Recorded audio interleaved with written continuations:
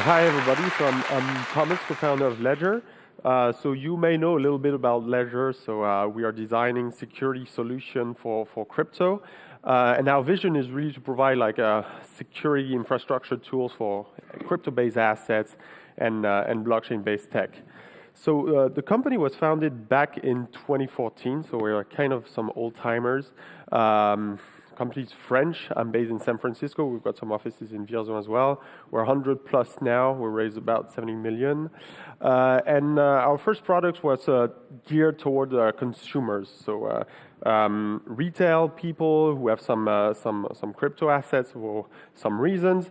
And we provide them with a tool, what is a hardware wallet, so a little piece of device that will store your private keys.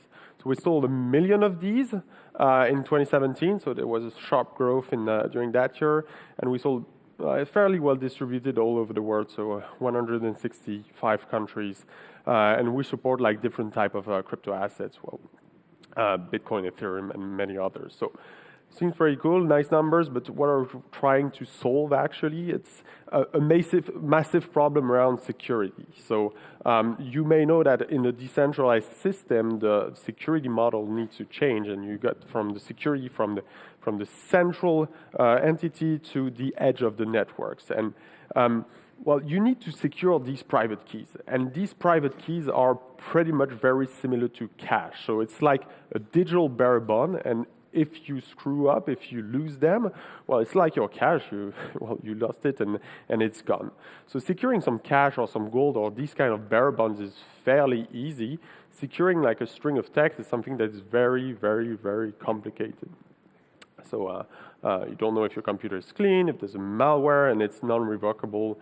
If it's gone forever, and you've got this 4 letters, sorry for your loss, but things that happen. And these private keys tend to have like quite a lot of value now. So I always update this slide, and sometimes it goes up. Sometimes it goes down. So yeah, these private keys get tied to a lot of value, and it's pretty volatile. It can go up pretty much. So you want to have like the good setup for your private key security from the very beginning. And generally, the good practice is to have these keys never exposed to the network. So people would tell you, yeah, get a computer that is dedicated for offline signing, for generating your keys, for storing these keys, and actually signing the transaction. So that's really the best practice, but it can become pretty cumbersome.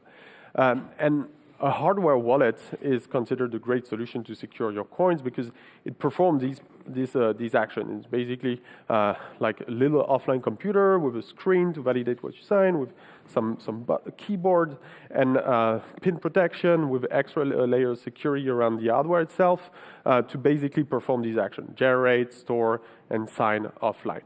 So the first thing when you receive your hardware wallet is to basically initialize it.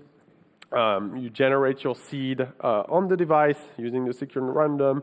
You write this down on your recovery sheet so that if you lose the device or if it's faulty, you still have the ability to restore it. And then you're good to go. You've got like some different interfaces, either our products or some third-party services that lets you like communicate with the blockchain, see your holdings, generate transaction.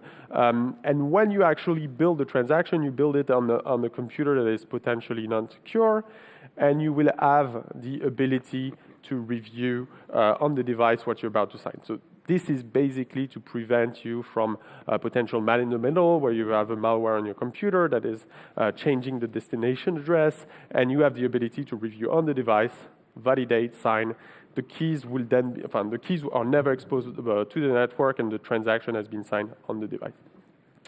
So that's a little graph that we had for the back in 2016 for our A round. We're saying that okay, there's a lot of blockchain-based stuff out there, but the most things where there's actual need is around crypto asset for retail users, and that's where there's real need. That's where we've seen the need for this product, and we've seen that there's some other use cases around crypto, around enterprise solution.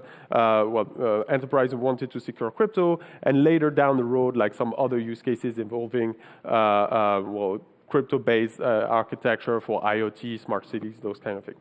So we'll be addressing these products this solution with some of the new products we'll be releasing, some enterprise solution that will be basically adding some layer of governance on top of our products to enable like institution to safeguard crypto assets.